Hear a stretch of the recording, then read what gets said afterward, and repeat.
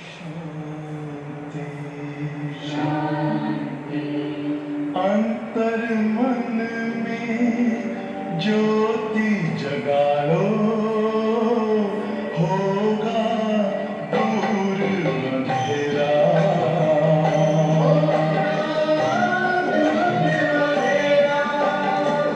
शिव का कर लो ध्यान, आ रहा पावन पुण्य सवेरा।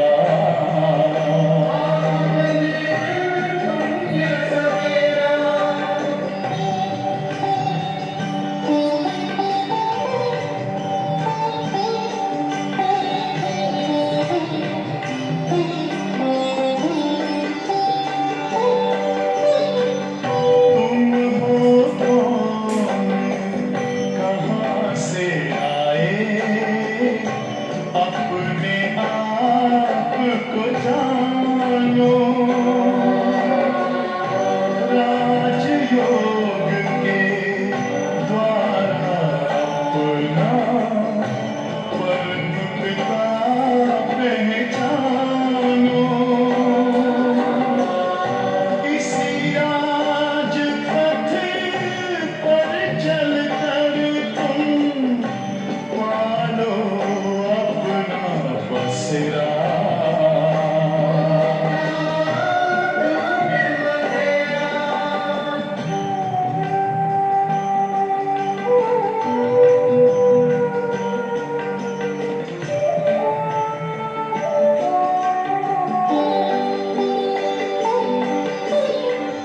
तुम हो आत्मा तन से प्यारे, परमात्मा को प्यारे।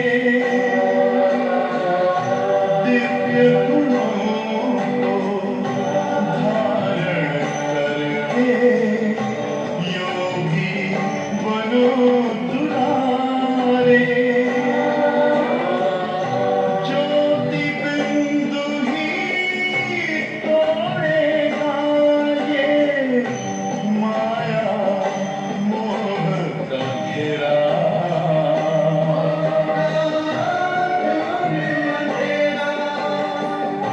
अंतर मन में ज्योति जगा लो, होगा दूर अंधेरा।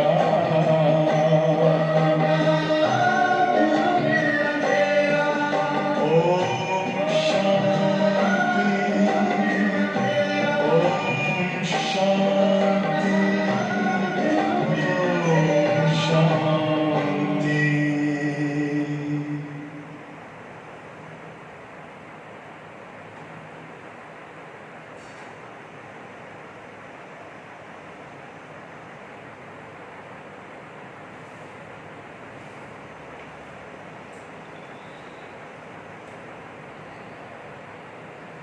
ओम शांति।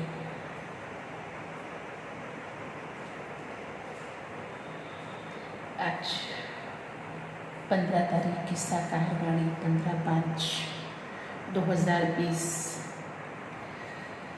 शुक्रवार का शुभ दिन। शुक्रिया करने का बाबा को थैंक्स, धन्यवाद कि ये वीक भी निकल गया जिसमें खास स्ट्रिक्टली अहमदाबाद के ऊपर खास सब्जी और राशन भी बंद था, तो भी ये वीक बहुत अच्छे से सभी का निकला। इसलिए सभी दिल से बाबा को शुक्रिया करेंगे।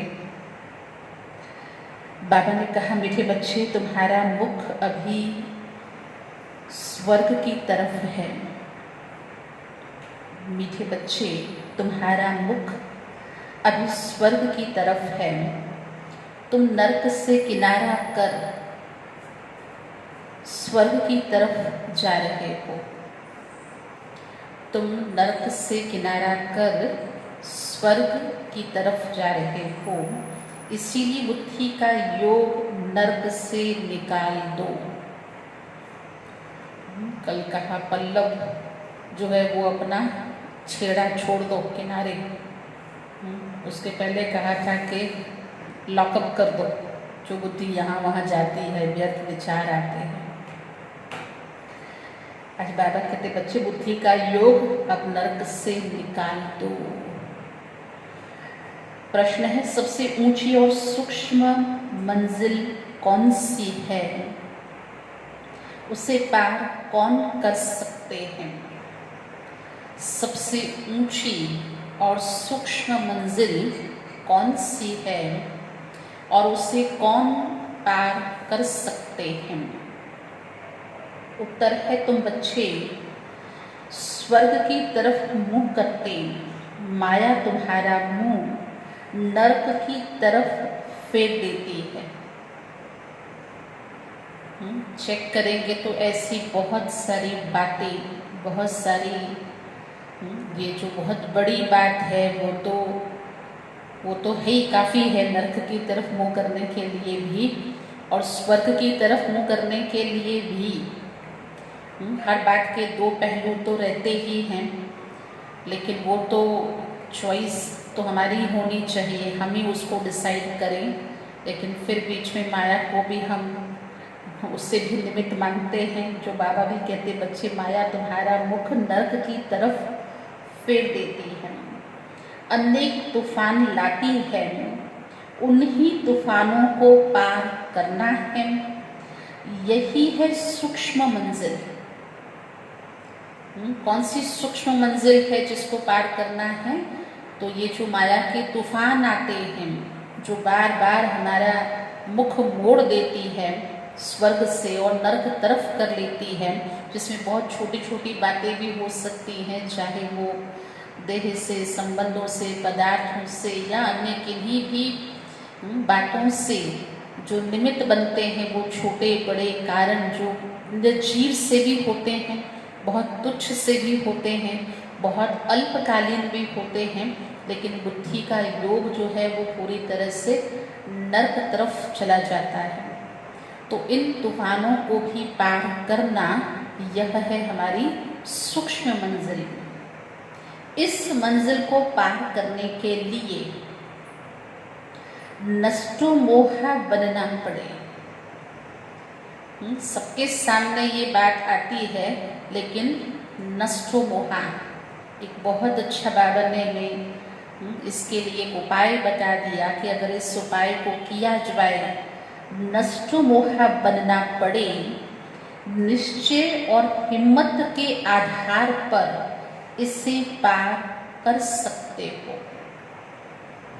निश्चय में बहुत ताकत होती है और निश्चय ही है जो हमारे अंदर हिम्मत भरता है, हिम्मत ताकत देता है उस मंजिल को पार करने के लिए, वहाँ पहुँचने के लिए, अपने मुख को दृढ़ता पूर्वक उस स्वर्ग की ओर अर्थात हमेशा अच्छाई की तरफ रखने के लिए, विकारियों के बीच में रहते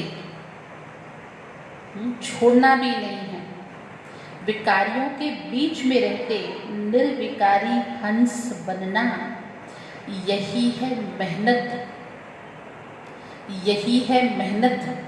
और मेहनत का फल मीठा होता है। ये मेहनत रूपी जो कर्म करेगा तो ही इस कर्म का ये श्रेष्ठ फल प्राप्त होगा। आज का गीत है, समझ सकते हैं आज की मुरली के प्रश्नोत्तर के अनुसार आज का गीत कौन सा हो सकता है, क्योंकि आज माया के साथ भी बाबा ने कहा जो बार बार एक फाइट चलती है, वो हमारे मुख को मोड़ती है। फिर बाबा कहते बच्चे अपना मुख हमेशा उस अच्छी बातों के लिए, अच्छी दुनिया के लिए, उस दैवी परिवार को देखते हुए, ताकि हमारा मुख उस कुसंग से, उस बुराई से निकलकर हमेशा उस नई दुनिया से बुद्धि योग लगे। तो ये जो हमारी फाइट चलती है, इसके अनुसार आज का गीत है, निर्बल से लड़ाई बलवान की, ये कहानी है दिए और तूफान की। ओम शांति। बच्चे जो सेंसिबल हैं वो अर्थ तो अच्छी रीति समझते हैं। इस गीत का अर्थ समझाने की आवश्यकता नहीं है, पहले ही आ गया। कौन है दिया और कौन से तूफान से लड़ कर के ये दिया फिर भी, है ना, चाहे इसकी ज्योति कभी कभी लगता है अभी ये लौ बुझ जाएगी। ये बहुत ऐसा लगता है कि इतने तूफान आएंगे तो ये कैसे हमेशा ये जगती रहेगी ज्योत।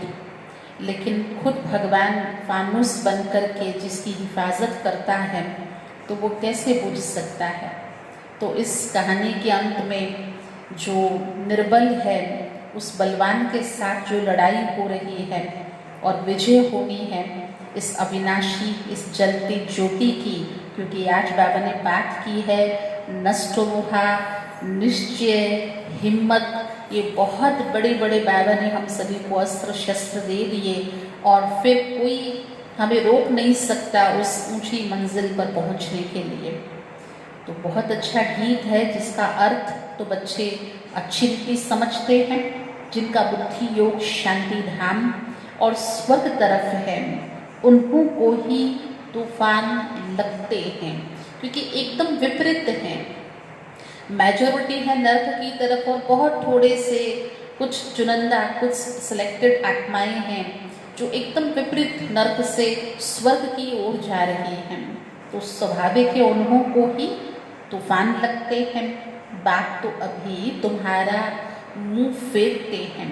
अज्ञान काल में भी पुराने घर से मुंह फिर जाता है, फिर नए घर को याद करते रहते हैं।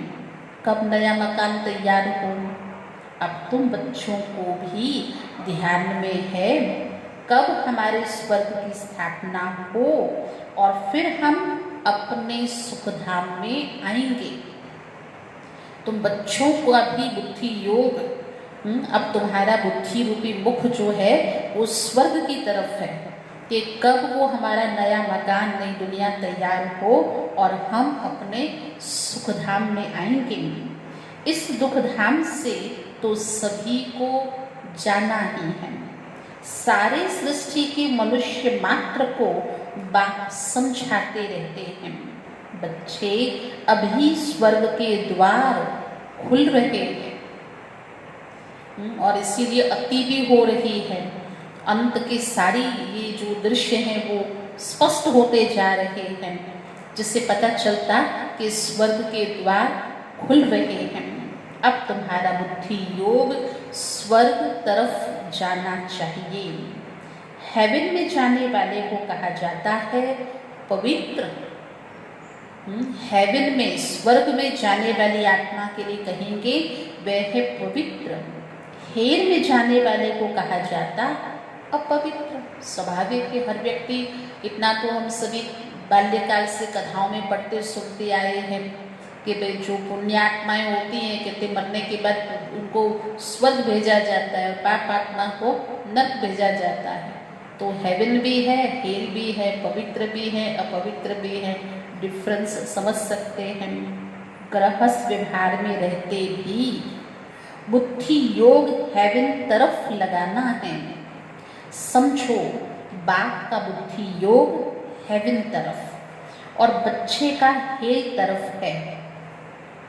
बाबा मिसाल दे रहे हैं कि ऐसा हो सकता है संभवतः कोई घर में, कोई लौकिक परिवार के अंदर समझो बाप का बुद्धि योग हेवन की तरफ और बच्चे का बुद्धि योग हेल नर्क की तरफ है। तो दोनों एक घर में रह कैसे सकते? हंस और बगुले इकट्ठे रह न सके, बहुत मुश्किल है।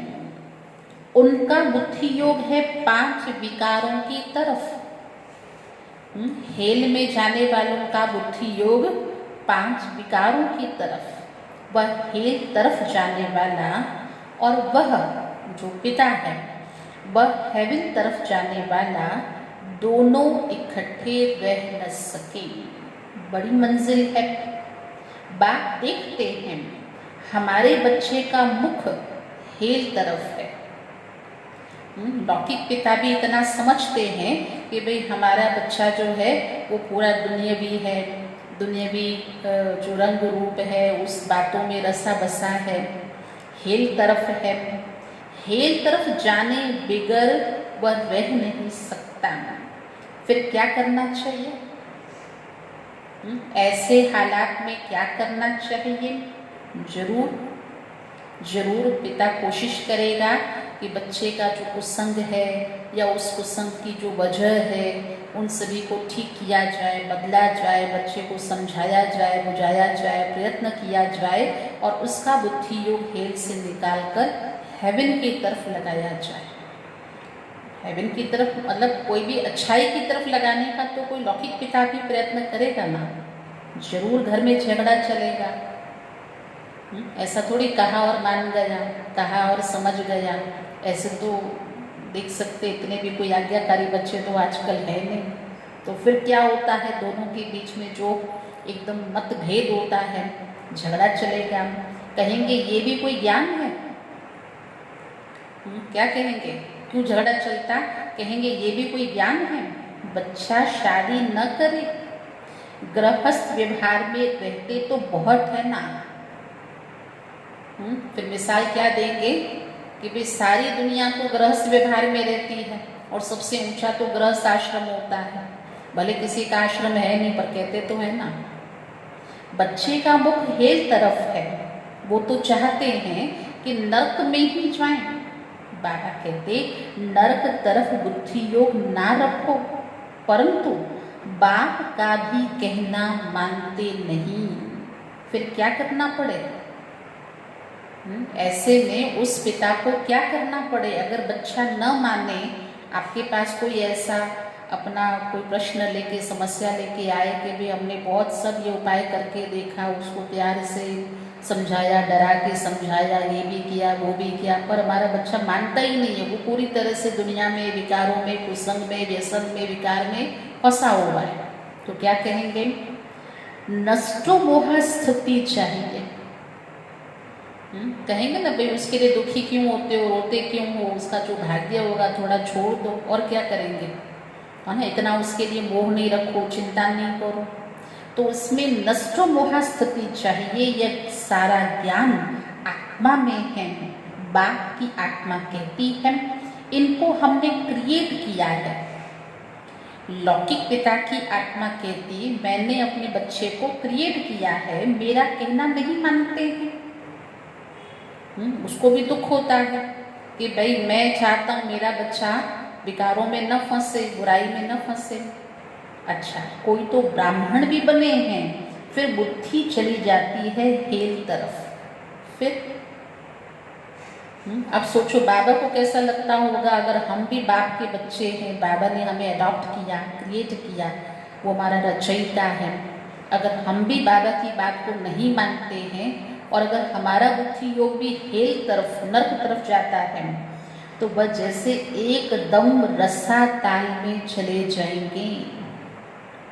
क्योंकि इसमें तो ये बात है नहीं कि बाबा को नष्टो मोह बनना पड़े, कि बाबा का मोह है, बाबा दुखी होगा, चिंता करेगा। नहीं, बाबा तो हमको सावधान करता है।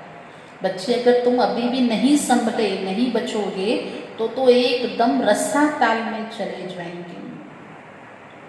बच्चों को समझाया गया है कि यह ज्ञान सागर की दरबार है। आज महसूस करें पूरा ही दिन, शुक्रवार का दिन हम सभी ज्ञान सागर की दरबार में हैं। भक्ति मार्ग में इंद्र की दरबार गाई जाती है और उसके लिए लिखा हुआ है शास्त्रों में, पुखराज परी, नीलम परी, मानिक परी, ऐसे बहुत ही नाम रखे हुए हैं। क्योंकि ज्ञान डांस करती है ना, वो डांस नहीं, स्थूल शारीरिक नृत्य नहीं, लेकिन आत्मा रूपी ऐसी परियां, ऐसे एंजल जो ज्ञान की डांस करती है। किस्म किस्म की परियां हैं, वह भी पवित्र चाहिए। अगर कोई अपवित्र को ले आए तो दंड पड़ जाएगा। खुद पवित्र लेकिन अपवित्र को इंद्र सभा, मधुबन की सभा में बाप दादा के सम्मुख ले आए तो दंड पड़ जाएगा। इसमें बहुत ही पावन चाहिए। ये मंजिल बहुत ऊंची है, इसीलिए झाड़ जल्दी जल्दी वृद्धि को नहीं पाता है। जो कभी कभी ब्राह्मणों को भी संकट चलते हैं कि इतना अच्छा ज्ञान है, इतना प्रैक्टिकल है, बिल्कुल अंधश्रद्धा नहीं है, अपना मेडिटेशन योग कितना ऊंचा है, सहज है, फिर क्यों इतने लोग नहीं यहाँ होते? बाबा कहते ये झाड़ इतना जल्दी वृद्धि को नहीं पाता।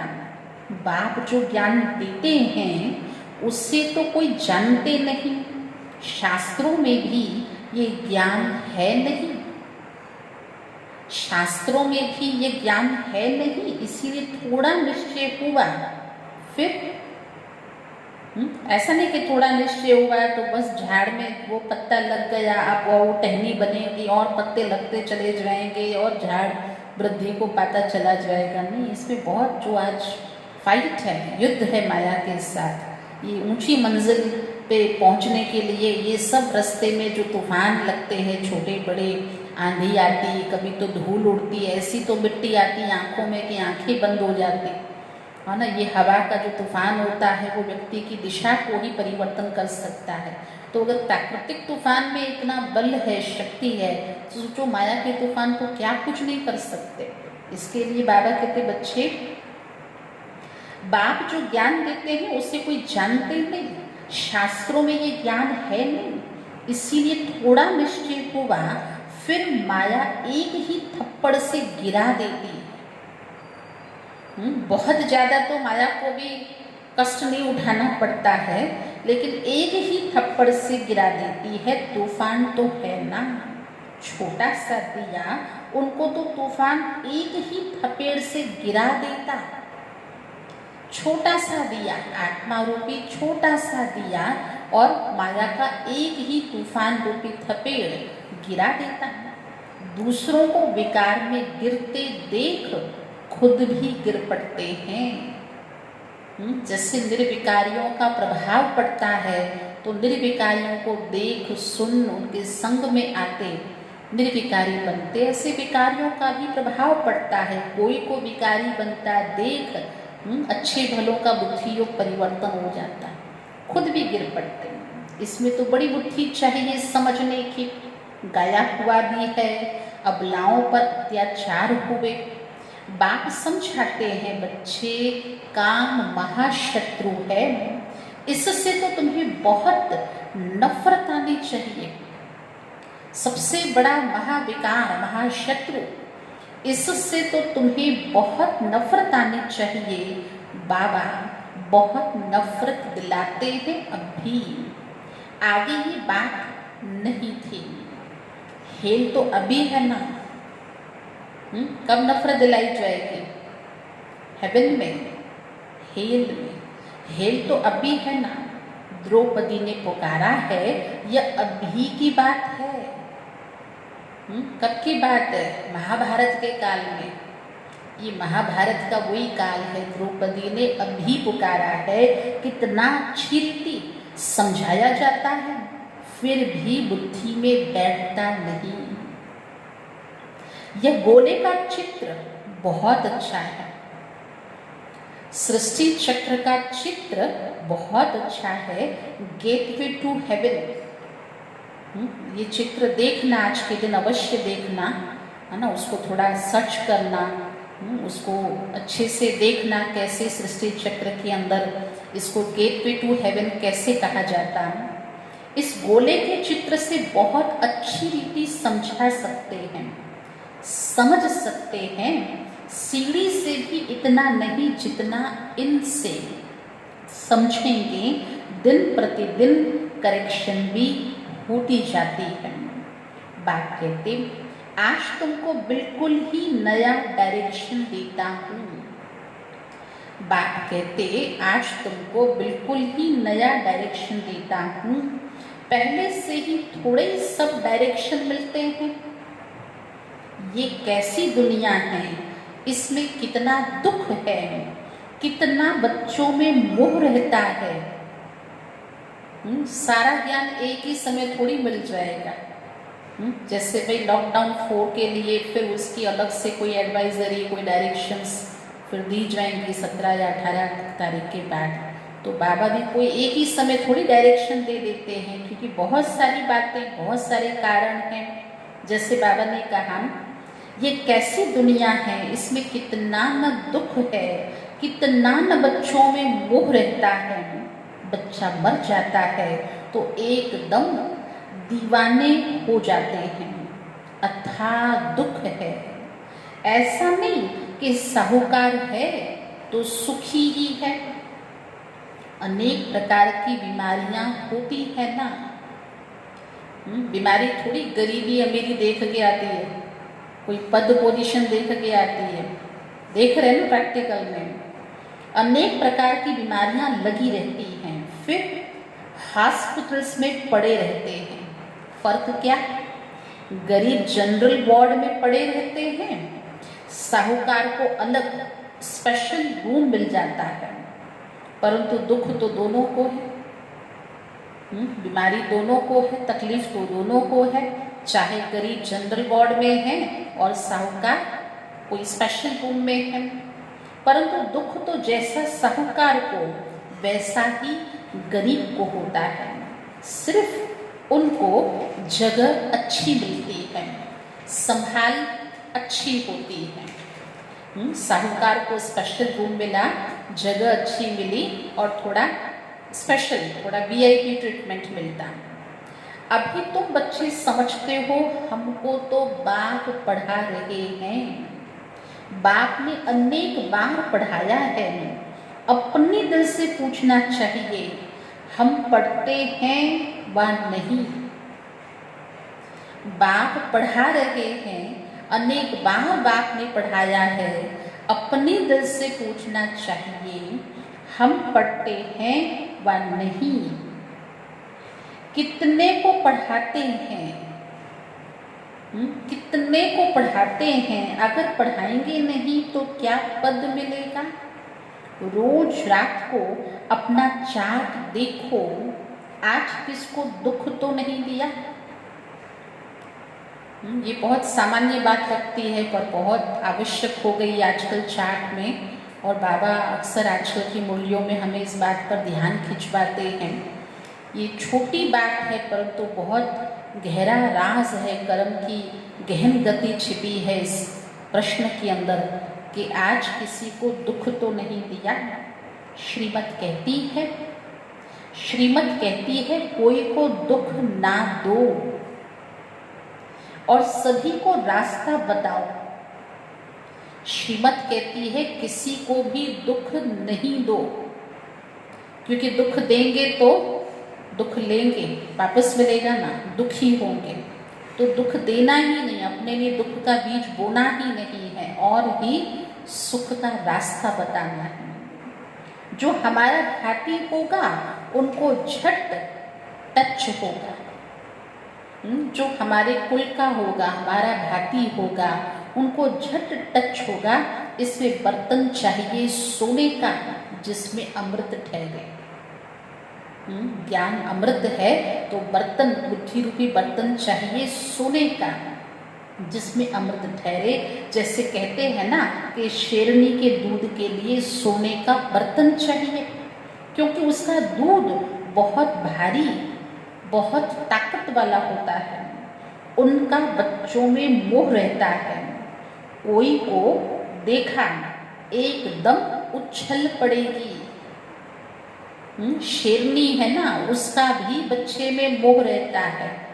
अगर कोई को देखा उसको ऐसा लगे, डाउटफुल होता है ना, शायद कोई हमला न कर दे मेरे बच्चे पर या क्या, तो एकदम उछल पड़ेगी, समझेगी बच्चे को कोई मार न डाले।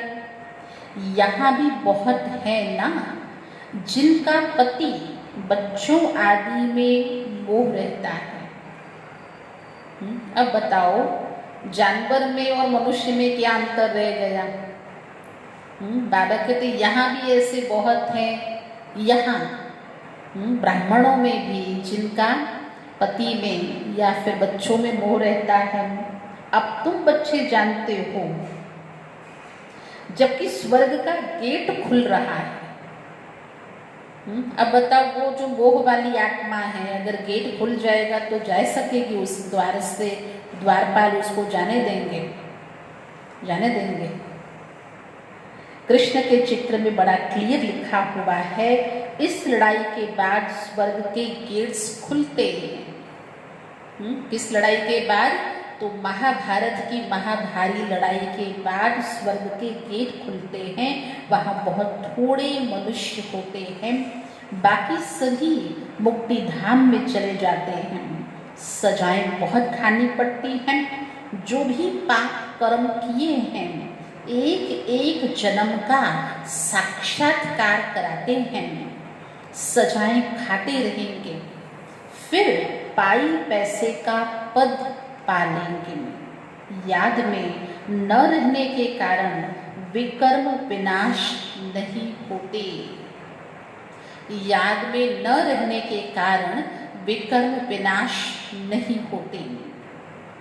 कई बच्चे हैं जो मुरली भी मिस कर लेते हैं।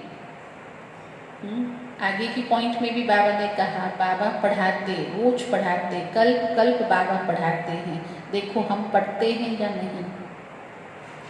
तो देखो, चेक करो। कई बच्चे हैं जो मुरली भी मिस कर लेते हैं। बहुत बच्चे इसमें लापरवाह रहते हैं। आजकल जैसे अनेक चीज़ें घरों से व्यक्ति बाहर अभी धीरे धीरे निकलना शुरू होगा, तो सभी चीज़ें लोग याद करते हैं। घर से निकलते हुए भी मोबाइल फ़ोन साथ में हो, कि चाबियाँ हो, पर्स हो, पैसा हो, वाटर बॉटल, कुछ ऐसी चीज़ें जो व्यक्ति कंपल्सरी याद करके घर से बाहर लेके निकलता।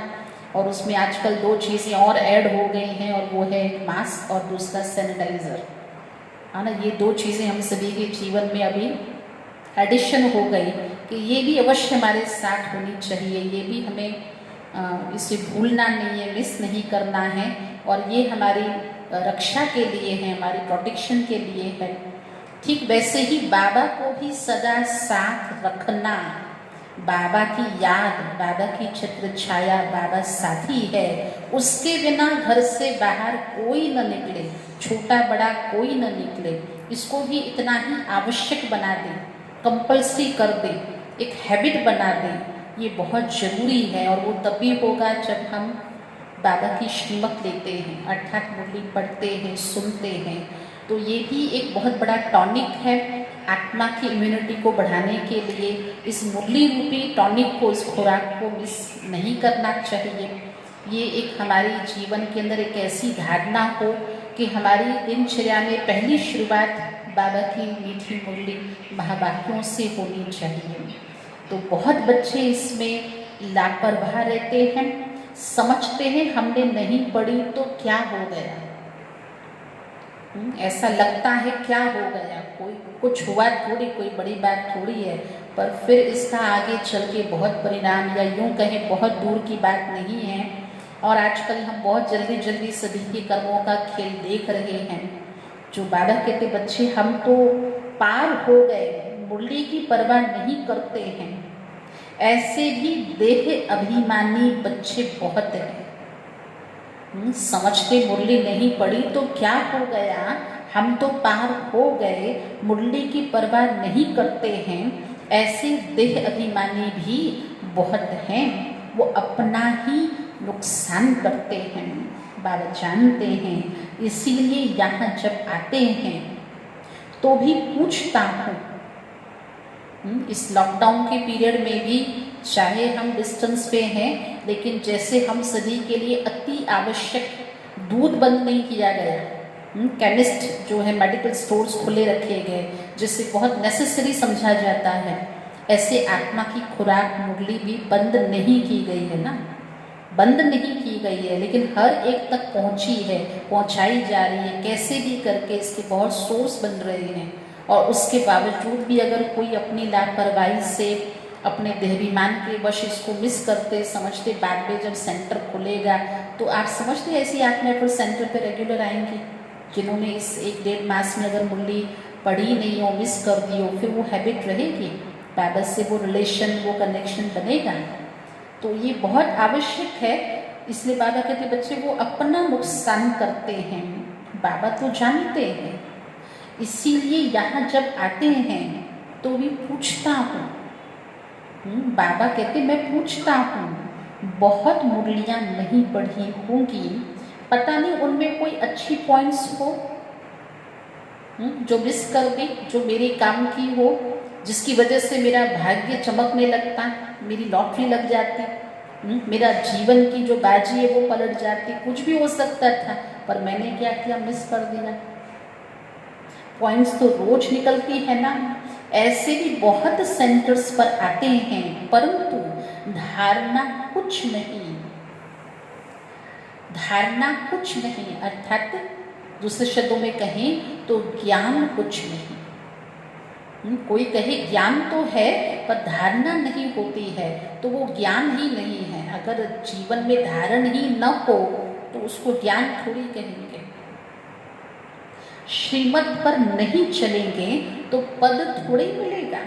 सत्य बात, सत्य टीचर की ग्लानि कराने से कभी और पा न सकेंगे, परंतु सभी तो राजाएं नहीं बनेंगे, प्रजा भी बनती है, नंबरवार बर्तबे तो होते हैं ना, सारा मदार याद पर है।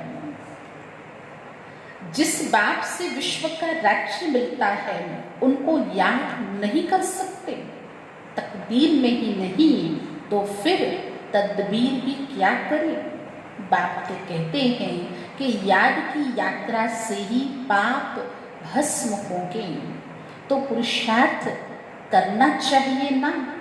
बाबा कोई ऐसा भी नहीं कहते कि खाना पीना नहीं खाओ, ऐसी तो अभी स्थिति नहीं आई है ना, ना ही बाबा ने ऐसी कोई डायरेक्शन दी, व्रत उपवास करवाया। हाँ, अपनी ओर से प्रैक्टिस होनी चाहिए कि जैसी सिचुएशन अभी हुई है, अगर आगे इससे भी खराब होती है तो कभी कभी अपने आप को कि चलो आज नमक के बिना खा के देखें, आज अगर चाय मिस करके देखें, कभी दूध भी न मिला तो हुआ ना। भारत के कई स्थानों पर ऐसा भी हुआ, कोई जगह कि जहाँ दूध भी नहीं मिल पाया, तो ये प्रैक्टिस करनी चाहिए। बाकी वैसे कोई बाबा ऐसा नहीं सिखाते कि बच्चे तुम भूखे रहो और ऐसा कोई तुम कष्ट उठाओ, तकलीफ उठाओ। कोई पिता अपने बच्चे को ऐसा नहीं कहते। बाबा कोई ऐसा नहीं कहते कि खाना पीना नहीं खाओ, ये कोई हठयोग नहीं है। चलते फिरते सब काम करते, जैसे आशिक माशूक को याद करते हैं ऐसे याद में रहो, ऐसे याद में रहो। अर्थात कर्म योग भी बहुत जरूरी हो गया आजकल, बहुत आवश्यक है, इसकी बहुत प्रैक्टिस की जाए। क्योंकि कल हमारी सेंटर्स की सभी टीचर बहनों की क्लास करवाई गई, क्लास ऑनलाइन ज्ञान सरोवर से सूरज भाई ने, और हमारी गुजरात की जोन इंचार्ज वर्तमान समय राजकोट में भारती दीदी। तो सब बड़ों का यही कहना था कि कर्म योग भी बहुत आवश्यक है आज के समय पर, है ना। खाना पीना मिल रहा है, थैंक्स बाबा, लेकिन जैसे हम रोज अन्य होमवर्क करते हैं आत्मोन्नति के लिए, ऐसे फिजिकल बॉडी को भी किन चीज़ों की बहुत हैबिट होती है जो जिसके बिना हमें नहीं चलता। तो आजकल हमें कोई ऐसा दिन, कोई ऐसा ही टाइम मुकर्रर करना चाहिए कि हम कोई चीज़ न खाकर न पी करके और उसकी भी प्रैक्टिस करें, ताकि हमें ऐसे समय पे इन चीज़ों के बगैर भी हम रह सकते हैं। ये आदत हमें बहुत काम आएगी। जो आदि स्थापना के समय बाबा ने भी 14 वर्ष की उस तपस्या के समय दादियों को ये प्रैक्टिस ओम मंडली में करवाई थी, और जब वतन से प्रोग्राम आता था तो वो लोग भी खाली छाछ के साथ गोड़ा खाते थे, है ना। जो आज भी कई जनवरी मास के अंदर, अव्यक्त मास में ऐसी प्रैक्टिस करते हैं, तो हमें भी ये होमवर्क में शामिल करना चाहिए। उन्हों का नाम रूप का प्यार होता है, जो एग्जाम्पल दिया आशिक और माशूक, उन्हों का नाम रूप का प्यार होता। ये लक्ष्मी नारायण विश्व के मालिक कैसे बने ये तो किसी को पता ही नहीं। तुम तो कहते हो कल की बात है, ये राज्य करते थे। मनुष्य तो लाखों वर्ष कह देते हैं, माया ने मनुष्यों को बिल्कुल ही पत्थर बुद्धि बना दिया है। अभी तुम पत्थर बुद्धि से पारस बुद्धि बनते हो। पारसनाथ का मंदिर भी है, परंतु वो कौन है ये कोई जानते नहीं। मनुष्य बिल्कुल घोर अंधियारे में है। अब आप कितनी अच्छी अच्छी बातें समझाते हैं, फिर हर एक की बुद्धि पर भी है। मुरली तो एक सरीखी बड़ी रस से चलती है ना, फिर भी हर एक की बुद्धि पर है। पढ़ाने वाला तो एक ही है, पढ़ने वाले ढेर होते जाएंगे, गली गली में तुम्हारा स्कूल हो जाएगा। भाई आजकल तो सभी ब्राह्मण अपने अपने घर में क्लास कर रहे हैं, मुरली पढ़ रहे हैं, भोग लगा रहे हैं, योग लगा रहे हैं, तो इसको ही कहेंगे गली गली में ये स्कूल खुल गया, और किसको कहेंगे। गली गली में तुम्हारा स्कूल हो जाएगा, गेटवे टू हेवन। मनुष्य एक भी नहीं जो समझे कि हम हेल में हैं। बाप समझाते हैं इस समय सब पुजारी हैं। भले ही मंदिर बंद हैं, पर इस समय सभी के सब पुजारी हैं। पूज्य होते ही हैं सतयुग में, पुजारी होते हैं कलयुग में। मनुष्य पर समझते भगवान ही पूज्य, भगवान ही पुजारी बनते हैं। आप ही भगवान हो, आप ही ये सब खेल करते हो, तुम ही भगवान, हम भी भगवान, कुछ समझते ही नहीं। सब एक कर दिया, सारी खिचड़ी पका डाली, हर चीज़ को जैसे खिचड़ी में डाल देते हैं, गुड़ गोबर एक कर देते हैं। बाबा कहते ये है ही रावण का राज्य, तुम भी भगवान हम भी भगवान, कुछ समझते ही नहीं, क्योंकि यह है ही रावण राज्य। तुम क्या थे और अब क्या बनते हो। तो बच्चों को बड़ा नशा रहना चाहिए। बाप सिर्फ कहते हैं मुझे याद करो तो तुम पुण्य आत्मा बन जाएंगे। बाप बच्चों को पुण्य आत्मा बनने की युक्ति बताते हैं। बहुत अच्छी युक्ति, जो हमें भी अलग अलग युक्ति आजमानी चाहिए। आजकल लॉकडाउन में तो वैसे कोई एक दूसरे के पास आते जाते नहीं हैं और नहीं आना जाना चाहिए, लेकिन बाबा रूपी गेस्ट को, मेहमान को तो अपने घर में अवश्य बुला सकते हैं। और कुछ नहीं तो संडे के लिए तो बाबा को बट्ठी करते हैं, तो उस दिन हम कर्म योग के रूप में भी साथ में रखें, ऐसा महसूस करते हुए कि भगवान जो इस दुनिया का बहुत बड़ा मेहमान है, जो सदैव हम बच्चों को स्मृति दिलाते, बच्चे आप भी संसार के अंदर मेहमान हो, और मेहमान बन कर के रहोगे तो महान बन जाओगे। तो अभी हमारे पास मौका है, शुक्रवार का दिन है, कल सवेरे शनिवार अमृत वेले अगर हम सभी जैसे किसी मेहमान को निमंत्रण देते हैं, तो चाहे पत्र लिखें तो वो तो बहुत काफ़ी रहेगा। पत्र में तो हम आपको आता होगा किसी को रिक्वेस्ट करके अपने घर पे बुलाना, लेकिन आजकल फ़ोन बहुत ज़रूरी हो गया है। तो अमृत वेले बाबा को निमंत्रण दें कि बाबा आज रात से ही आप हमारे घर पे आ जाओ, ताकि संडे जो हमारा अमृत वेला हो वो बाबा के साथ हो, मेहमान हमारे घर पे आ जाए रात को ही। तो सैटरडे इवनिंग से ही हम बाबा को अपने घर पे बुला लेंगे, संडे मॉर्निंग हमारे साथ बाबा रहें और पूरा दिन बट्ठी बाबा के साथ करेंगे। और एक घर में हम एक स्थान मुकर्रर करेंगे, एक जस्ट एक निशानी के तौर पे एक चेयर है, एक वाइट रुमाल है, एक नैपकिन कहीं रख देंगे कि बाबा यहाँ बैठे हैं। और पूरा ही दिन हम उनके लिए क्या कर सकते हैं, बाबा को क्या खिला सकते हैं। अगर आपके घर में कोई फिजिकली स्थूल में कोई गेस्ट आ जाए तो आप उनके साथ कैसे बैठेंगे, क्या बात करेंगे और क्या कुछ नहीं बताएंगे अपने दिल की बातें। और घर में एक व्यक्ति, एक मेंबर बढ़ गया है, तो हम ऐसा अनुभव करें कि बाबा आज मेरे घर पे है, मेहमान बन कर के आए हैं। और मंडे मॉर्निंग क्लास बाबा ही कराएंगे। और फिर मंडे वैसे तो बाबा चले जाते, क्योंकि भाई शिवालय खुल जाते, मंडे को तो बाबा को जाना पड़ेगा शिव भक्तों को दर्शन देने के लिए, लेकिन अभी तक तो शिव मंदिर शिवालय खुले नहीं हैं। तो आप चाहें तो अगर कोई अति प्यारा मेहमान होता है तो रिक्वेस्ट करके उनको अपने पास और थोड़ा रोक सकते हैं। नहीं तो फिर आप बाबा को विदाई देंगे तो बाबा फिर वापस अपने घर परमधाम चले जाएंगे। तो अवश्य आप ऐसा इस बारी की बट्ठी में अगर ये एक छोटा सा होमवर्क के रूप में करें तो एक नवीनता हो जाएगी। और बाबा रूपी गेस्ट अगर हमारे घर पे होगा तो आप समझ सकते हैं हमारे घर पे कितनी ना एक सकारात्मक एनर्जी हर कमरे में, घर के हर कोने में, और वो बाबा का घर हो जाएगा, बाबा मय हो जाएंगे।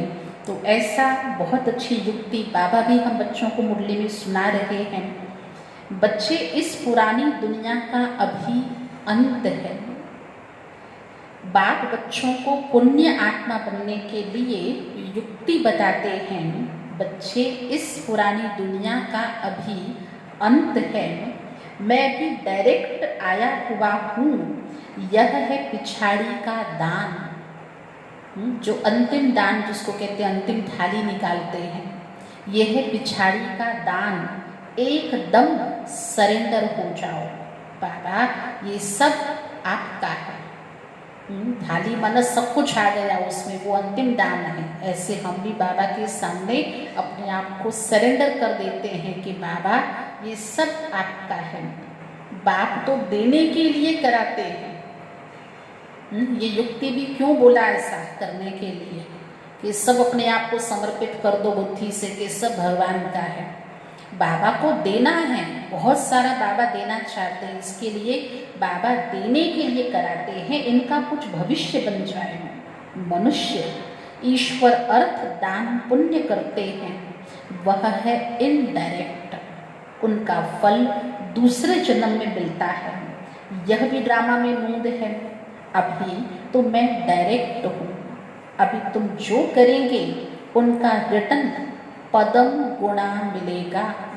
सतयुग में तो दान पुण्य आदि की बात ही नहीं होती। अभी तुम जो करोगे उसका तुमको डायरेक्ट होने की वजह से पदम गुणा, केवल 21 नहीं, पदम गुणा मिलेगा। सतयुग में वे बाद में जाके करेंगे तो नहीं, वहाँ तो दान पुण्य की बात नहीं। यहाँ कोई के पास पैसे हैं तो बाबा कहेंगे, क्या कहेंगे, दे दो, नहीं, बाबा कहेंगे अच्छा तुम जाकर सेंटर खोलो, सर्विस सेंटर, सेंटर माने सेवा केंद्र, जहाँ सेवाएं हो अनेक आत्माओं की, अनेक भाई बहनों की। प्रदर्शनी बनाओ। गरीब है तो कहेंगे, अगर कोई बच्चा गरीब है तो बाबा उसको क्या युक्ति बताते, कहेंगे अपने घर में ही सिर्फ बोर्ड लगा दो, गेट वे टू हेवन, स्वर्ग और नर्क तो है ना। अभी हम नर्कवासी हैं, ये भी कोई समझते थोड़े हैं। अगर स्वर्ग पधारा तो फिर उनको नरक में क्यों बुलाते हो? जाने वाले व्यक्ति के लिए लिखते हो स्वर्ग पधारा, तो फिर नरक में क्यों उनको बुलाते हो? स्वर्ग में थोड़ी कोई कहेगा स्वर्ग पधारा, वह तो है ही स्वर्ग में। पुनर्जन्म भी स्वर्ग में ही मिलता है। यहाँ पुनर्जन्म नरक में है तो नरक में ही मिलता है। ये बातें भी तुम ही समझा सकते हो। देखो कितना अंतर है, कहाँ पहले की समझ और कहाँ अभी की समझ, है ना। अब लगता है ना कि शेरनी का दूध जो है वो किस बर्तन में ठहरेगा। ये बातें तुम ही समझा सकते हो। भगवान वाच मामेकम याद करो, क्योंकि वही पतित पावन है। मुझे याद करो तो तुम पुजारी से पूज्य बन जाएंगे। भल स्वर्ग में सुखी तो सभी होंगे, परंतु नंबरवार मर्तबे होते हैं। बहुत बड़ी मंजिल है।